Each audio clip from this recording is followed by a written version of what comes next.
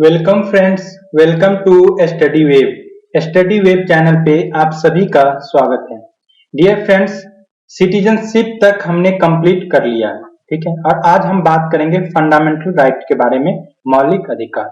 तो आप इससे पहले वाले वीडियो नहीं देखे हैं तो आप हमारे प्लेलिस्ट में जा करके सारा वीडियो देख सकते हैं। तो फंडामेंटल राइट देखने से पहले आप पहले वाले वीडियो जरूर देखें, जिसमें 1 से लेकर के 11 आर्टिकल तक पूरे डिटेल्स में बात किया गया।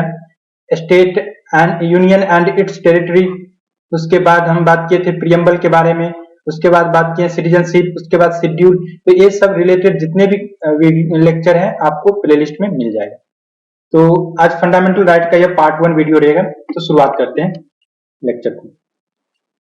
पहला है पहले कह रहा है कि fundamental rights part 3 article 12 to 35। ये इंपॉर्टेंट पॉइंट है, आपको याद रखना है। स्टैटिक फैक्ट्स है कि जो मौलिक अधिकार है वह आर्टिकल 12 से लेकर के 35 तक रखा गया है, और यह पार्ट 3 में आता है। हमारे संविधान के भाग 3 में आर्टिकल 12 से 35 तक मौलिक अधिकार को रखा गया है, ठीक है।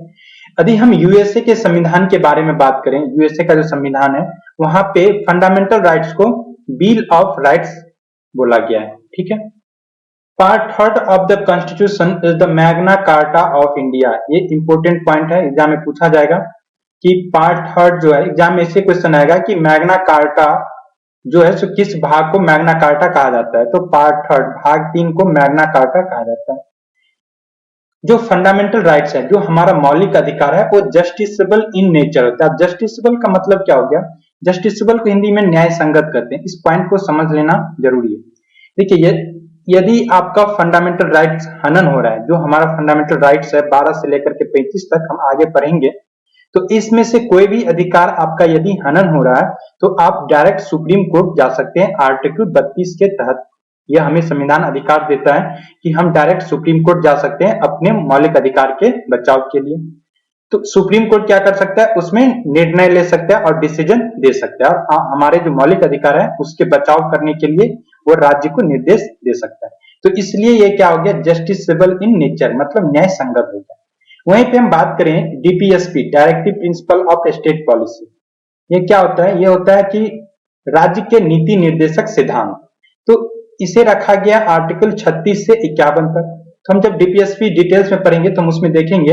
तो डीपीएसपी का यदि हनन हो रहा है तो आप किसी भी अदालत में नहीं जा सकते हैं। तो इसलिए हम कहते हैं कि जो डीपीएसपी है वो नॉन जस्टिसेबल इन नेचर है, मतलब न्याय संगत नहीं है डीपीएसपी। लेकिन जो हमारा मौलिक अधिकार है वो जस्टिसेबल है, न्याय संगत है, ठीक है। मुझे लग रहा है कि आप सबको क्लियर हो गया होगा। नहीं हुआ होगा तो आप कमेंट करें। नेक्स्ट कह रहा है कि जो फंडामेंटल राइट्स हैं, जो हमारे मौलिक अधिकार है, यदि हम इंडियन कॉन्स्टिट्यूशन के बारे में बात करें तो वो बहुत ज्यादा इलेबोरेट है, मतलब अधिक विस्तृत है। वहीं पे हम यदि उस अमेरिकन कॉन्स्टिट्यूशन के बारे में बात करें, अमेरिकन संविधान के बारे में बात करें, तो वहां का जो संविधान है वो बहुत संकुचित है। वह इसलिए है क्योंकि आप जब संविधान पढ़ेंगे तो मौलिक अधिकार में देखेंगे कि एक एक आर्टिकल्स के बारे में डिटेल में लिखा गया। तो इसलिए जो हमारा अधिकार, जो हमारा संविधान है वो मोर इलेबोरेट है।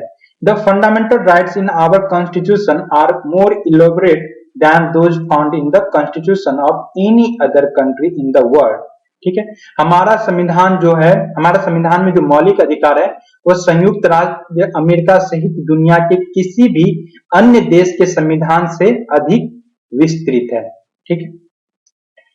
नेक्स्ट पॉइंट है मौलिक अधिकार की गारंटी संविधान द्वारा सभी व्यक्तियों को बिना किसी भेदभाव को दी जाती है, ठीक है। यह पॉइंट आपको याद रखना है कि जो हमारा फंडामेंटल राइट्स है वो हर एक व्यक्ति के लिए इक्वल है, ठीक है। हम फंडामेंटल राइट भी पढ़ेंगे, राइट टू इक्वालिटी, ठीक है। तो हर एक व्यक्ति को मौलिक अधिकार प्रोवाइड करवाया जाएगा कॉन्स्टिट्यूशन के द्वारा, बिना किसी डिस्क्रिमिनेशन, मतलब बिना किसी भेदभाव के द्वारा, ठीक है। The fundamental rights promoting the ideal of political democracy. जो मौलिक अधिकार है वह राजनैतिक लोकतंत्र के आदर्श पर आधारित है। देश में यदि हम कंट्री के, इंडिया के बारे में बात करें, ठीक है, तो मान लीजिए कि इंडिया में गवर्नमेंट है, गवर्नमेंट बनेगी, गवर्नमेंट सरकार चलेगा।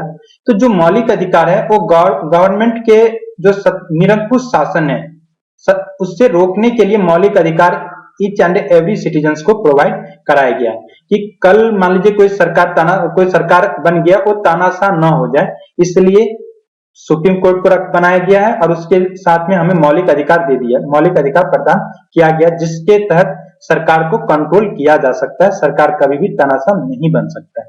देश में एक सत्तावादी और निरंकुश शासन की स्थापना को रोकने और राज्य द्वारा आक्रमण के खिलाफ लोगों की स्वतंत्रता और स्वतंत्रता की रक्षा करना ही फंडामेंटल राइट्स का काम है। और ये किसके द्वारा कराया जाएगा?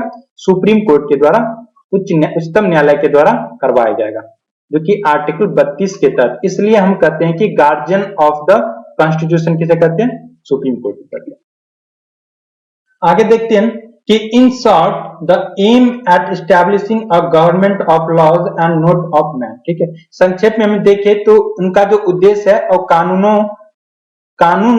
को सरकार के द्वारा स्थापित करवाना है। मेनली जो फंडामेंटल राइट्स है, जो मौलिक अधिकार है, उसका काम क्या है?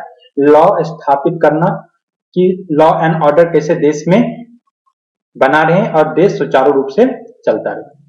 Originally the constitution provide for 7 fundamental rights. देखिए ये इंपॉर्टेंट पॉइंट है, आपको ये अच्छे से याद रखना है। ठीक है, ये जब हमारा संविधान बनके तैयार हुआ था तो उस समय में मेनली 7 मौलिक अधिकार था, लेकिन बाद में 44वां संशोधन किया गया 1978 में, और इसमें से एक मौलिक अधिकार हटा दिया गया। तो फाइनली राइट नाउ करेंटली हम देखें तो टोटल 6 फंडामेंटल राइट्स हैं, 6 मौलिक अधिकार हैं। वन बाय वन देखते हैं। पहला है राइट टू इक्वालिटी, समानता का अधिकार, आर्टिकल 14 से लेकर के 18 तक। आपको आर्टिकल भी याद रखना है कि राइट टू इक्वालिटी कितने से कितने तक आता है। ठीक है, दूसरा है राइट टू फ्रीडम, आर्टिकल 19 से लेकर के 22 तक। ठीक है, इसे कहते हैं स्वतंत्रता का अधिकार, जिसे अनुच्छेद 19 से लेकर के 22 तक रखा गया है। ठीक है, नेक्स्ट है राइट अगेंस्ट एक्सप्लॉयटेशन, आर्टिकल 23 से लेकर के 23 और 24। देखिए एक एक आर्टिकल्स के बारे में हम डिटेल्स में पढ़ेंगे, यहाँ पे बस ओवरव्यू दिया जा रहा है। नेक्स्ट है right to freedom of religion, article 25 से 28 तक। धर्म की स्वतंत्रता का अधिकार अनुच्छेद 25 से 28 तक आता है। उसके बाद कल्चरल एंड एजुकेशनल राइट जो है सो आर्टिकल 29 से लेकर के 30 तक आता है। सांस्कृतिक और शैक्षिक अधिकार, राइट टू प्रॉपर्टी आर्टिकल 31, संपत्ति का जो अधिकार है सो आर्टिकल 31 में था, लेकिन इसे ही 44वां संशोधन किया गया और इस आर्टिकल को यहां से डिलीट हटा दिया गया और इसे आर्टिकल 300A में रखा गया है। ठीक है, जिसे हम लीगल राइट्स कहते हैं।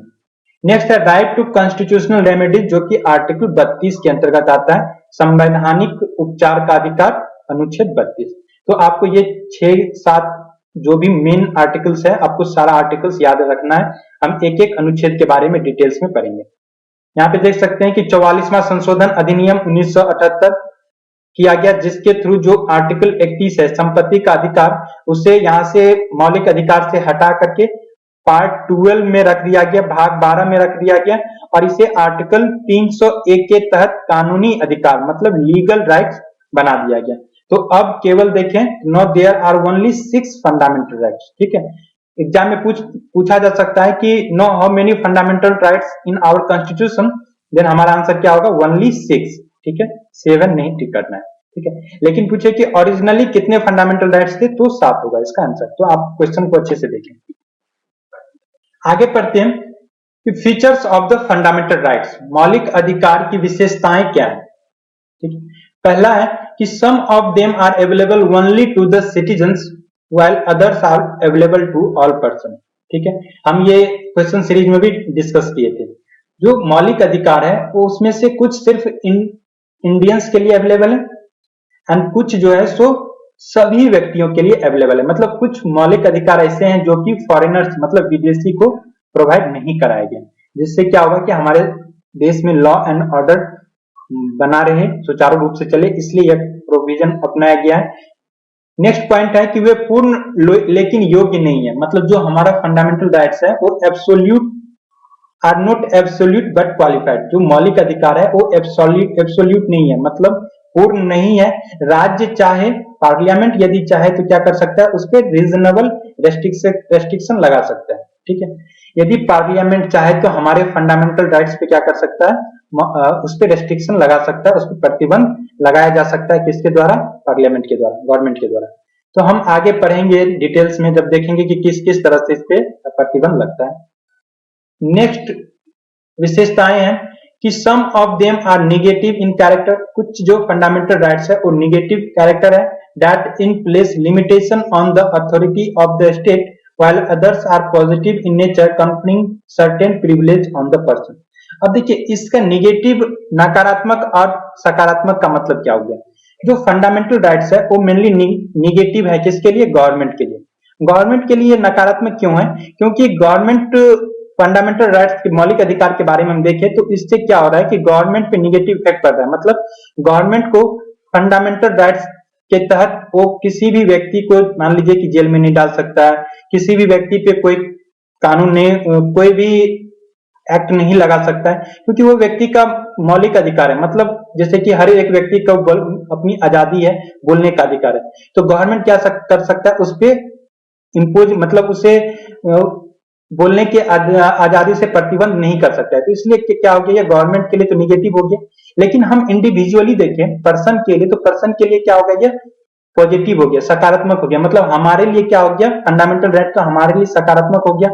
क्यों? क्योंकि हम गवर्नमेंट के खिलाफ में बोल सकते हैं। लेकिन गवर्नमेंट क्या के लिए क्या हो गया? नकारात्मक हो गया, क्योंकि गवर्नमेंट हमारे लिए कुछ नहीं कर सकता है, हमारे खिलाफ में कुछ नहीं कर सकता है, जब तक कि हम देश के लॉ एंड ऑर्डर को का भंग ना करें। ठीक है, तो इसलिए आपको याद रखना है कि जो फंडामेंटल राइट्स हैं वो गवर्नमेंट के लिए तो निगेटिव है, लेकिन इंडिविजुअली के लिए सकारात्मक है, पॉजिटिव है।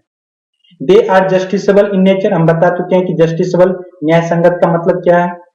They are defended and guaranteed by the supreme court, जो हमारा मौलिक अधिकार है वो सुप्रीम कोर्ट के द्वारा इनका बचाव और गारंटी किया जाता है। मान लीजिए कि यदि मौलिक अधिकार हमारा भंग हो रहा है, चाहे गवर्नमेंट के द्वारा किया जा रहा है, चाहे किसी इंडिविजुअली के द्वारा किया जा रहा है, तो हम सुप्रीम कोर्ट जा सकते हैं और अपने मौलिक अधिकार के बचाव के लिए हम सुप्रीम कोर्ट जा सकते हैं। और सुप्रीम कोर्ट क्या करेगा? हमारे मौलिक अधिकार जो उनके बचाने के लिए लॉ पास करवाएगा, काम करवाएगा। ठीक है, दे आर नॉट सैक्रोसैंक्ट और परमानेंट। ठीक है, जो मौलिक अधिकार है वो अस्थायी नहीं है, मतलब परमानेंट नहीं है। द पार्लियामेंट कैन कर्टेल और repeal them but only by the constitutional amendment act. देखिए जो मौलिक अधिकार है वो परमानेंट नहीं है। जैसे कि आप देख सकते हैं कि जो हमारा साथ में जो राइट टू प्रॉपर्टी था वो भी क्या था? फंडामेंटल राइट था। लेकिन पार्लियामेंट क्या किया? इसे डिलीट कर दिया गया और इसे 300A में पार्ट 12 में रख दिया गया। तो इस हिसाब से हम कर सकते हैं कि जो मौलिक अधिकार है वो अस्थायी नहीं है। पार्लियामेंट के द्वारा क्या किया जा सकता है? इसे कर्टेल किया जा सकता है, मतलब इसके अंदर रोक लगाया जा सकता है और उसे निरस्त किया जा सकता है। लेकिन यह काम कैसे किया जाएगा? कॉन्स्टिट्यूशनल अमेंडमेंट, संविधान संशोधन के द्वारा। हम पढ़ेंगे कि संविधान संशोधन में किस तरह से फंडामेंटल राइट्स के लिए संशोधन किया जा सकता है। ठीक है, और संविधान संशोधन आर्टिकल 368 के अंतर्गत आता है। नेक्स्ट है they can be suspended during the operation of national emergency. जब भी राष्ट्रीय आपातकाल लगता है, अब राष्ट्रीय आपातकाल क्या होता है? देखिए इमरजेंसी, 3 तरह की इमरजेंसी लगाया जा सकता है, 352, 356 और 360। ठीक है, तो 352 जो होता है वो होता है नेशनल इमरजेंसी। ठीक है, 356 होता है स्टेट इमरजेंसी और 360 होता है फाइनेंशियली इमरजेंसी।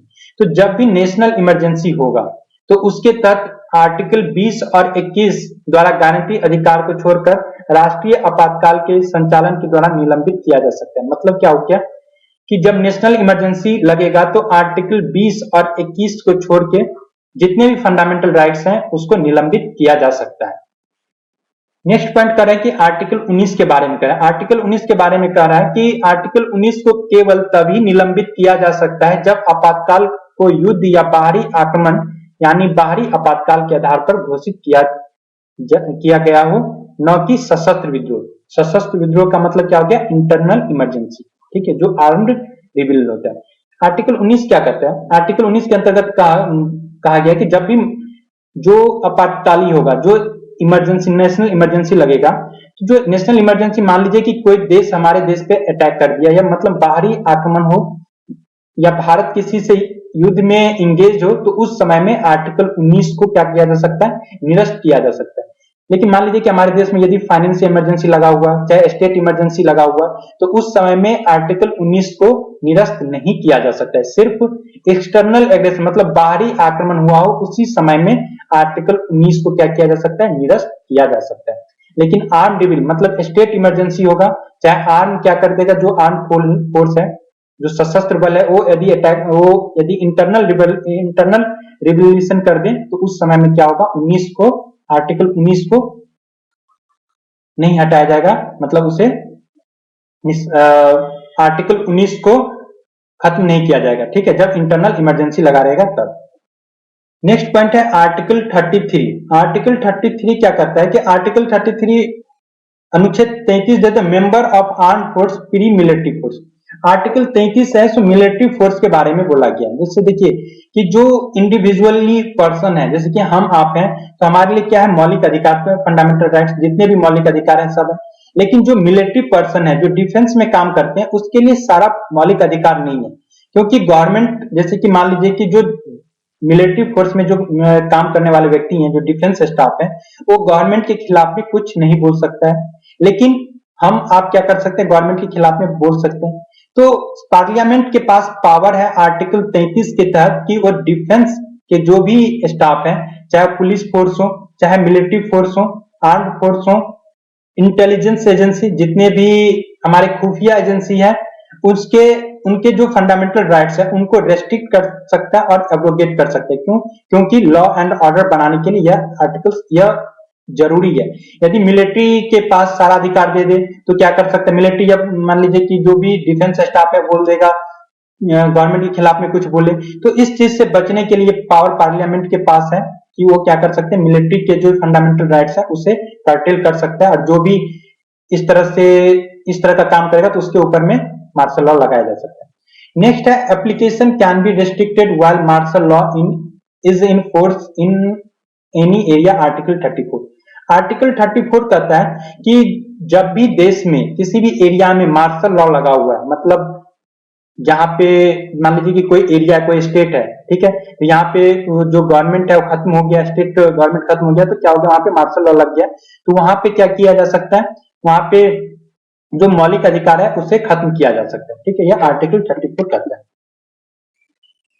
तो अब हम डिटेल एक्सप्लेनेशन एक एक आर्टिकल्स के बारे में पढ़ेंगे। आर्टिकल 12 से लेकर के 35 तक एक एक आर्टिकल्स के बारे में डिटेल्स में पढ़ेंगे, तो आप अच्छे से वीडियो देखिए।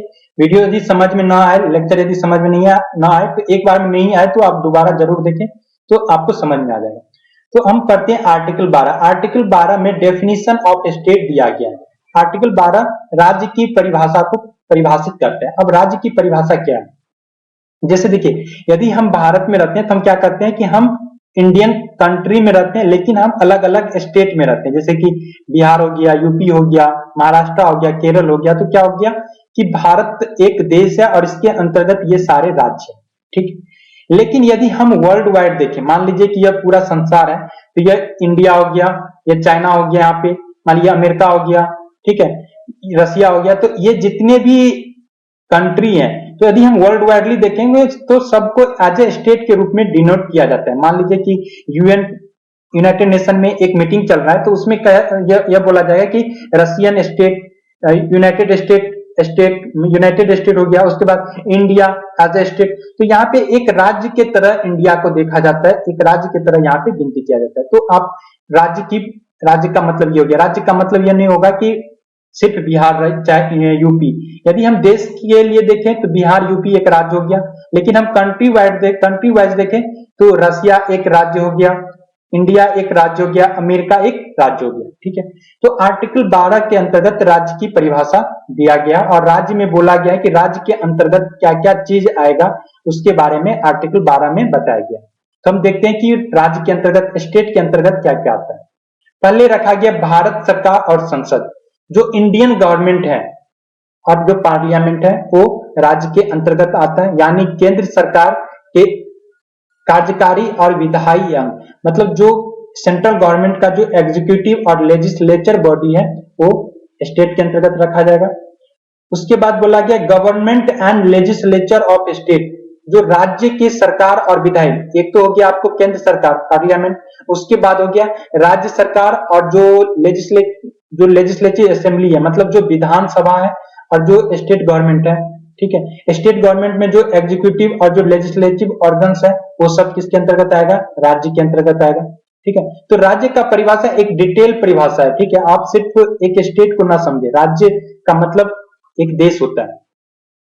उसके बाद जो भी लोकल अथॉरिटीज है, ठीक है, जो भी स्थानीय प्राधिकरण है, जैसे कि हो गया नगर पालिका, पंचायत, जिला, डिस्ट्रिक्ट बोर्ड, और जो भी ट्रस्ट है, इम्प्रूवमेंट ट्रस्ट, वो भी स्टेट के अंतर्गत आता है। उसके अलावा जो भी स्टेचुरी और नॉन स्टेचुरी अथॉरिटीज है,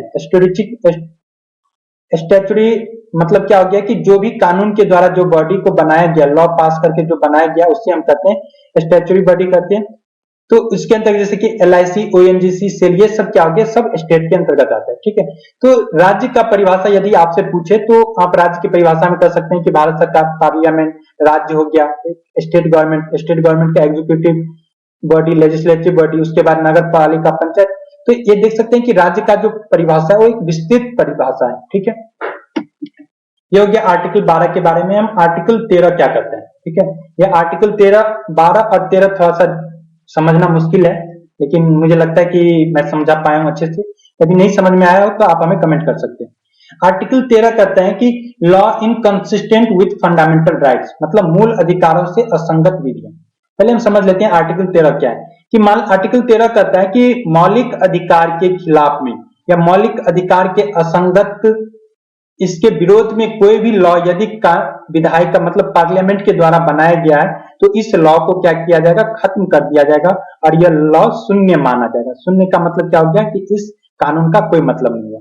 मान लीजिए कि हमारे संविधान के द्वारा हमें मौलिक अधिकार प्रोवाइड किया गया है। ठीक है, पार्लियामेंट कल कोई लॉ पास करवा देगी जिसके तहत क्या होगा कि हमारे मौलिक अधिकार को खंडन हो जाए, मतलब हमारा मौलिक अधिकार खत्म कर दिया जाए यदि पार्लियामेंट के द्वारा कोई भी मौलिक अधिकार, तो सुप्रीम कोर्ट क्या करेगा? बीच में आकर के यह जो लॉ जो पार्लियामेंट के द्वारा पास करवाया गया था, इस लॉ को खत्म कर देगा।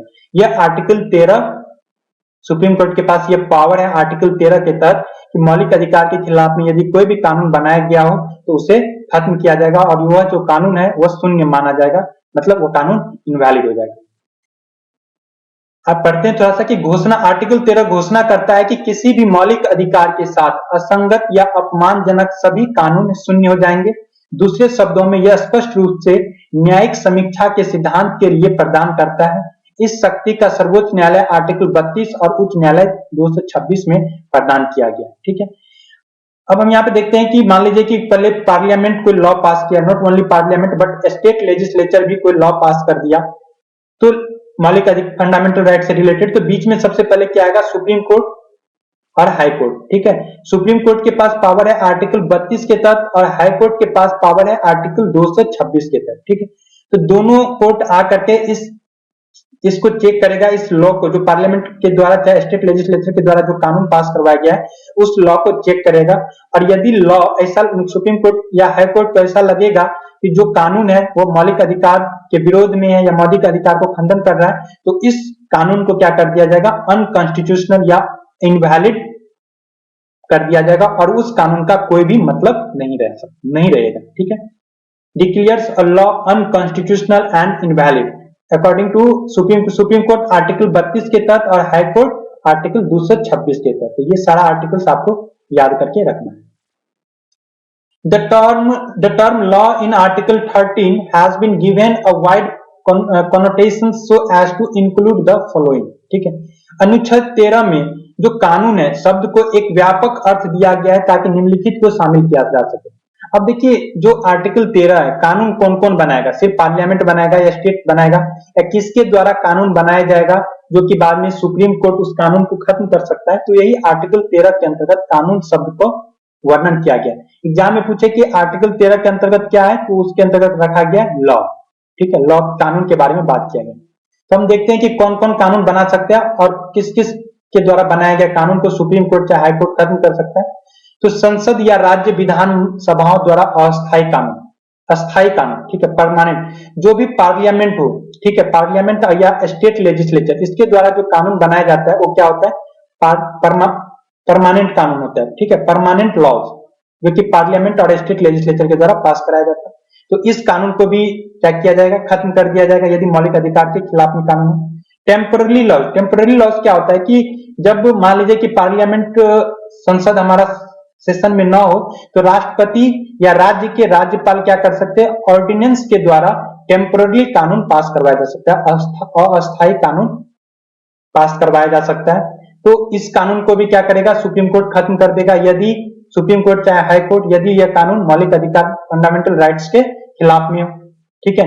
उसके बाद थर्ड पॉइंट कर रहा है कि स्टैच्यूटरी इंस्ट्रूमेंट, स्टैच्यूटरी इंस्ट्रूमेंट का मतलब क्या हो गया कि कोई भी कानून जो लॉ के द्वारा पास करवाएगा किया गया हो, in the nature of delegated legislature, executive legislature, like order by law, rule, regulation और नोटिफिकेशन।